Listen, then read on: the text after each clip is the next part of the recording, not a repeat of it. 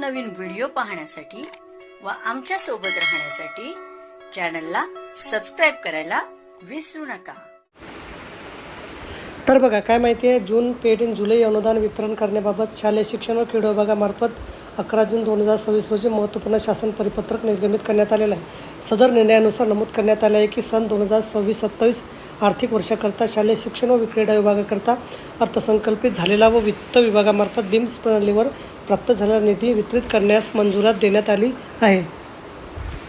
यामध्ये सर्वसाधारण शिक्षण, प्राथमिक शिक्षण, शिक्षक व इतर सेवा, जागतिक बँकेद्वारे अर्थसहाय्य केल्या जाणाऱ्या राज्यातील शिक्षण पद्धतीचे अध्ययन व परिणाम यांचे बळकटीकरण, राज्यातील शिक्षण बळकटीकरण, राज्य हिस्सा अशा लेखाशीर्ष अंतर्गत नियंत्रक अधिकाऱ्याच्या अधीनस्थ निधी वितरित करण्यास मंजुरी देण्यात आली आहे।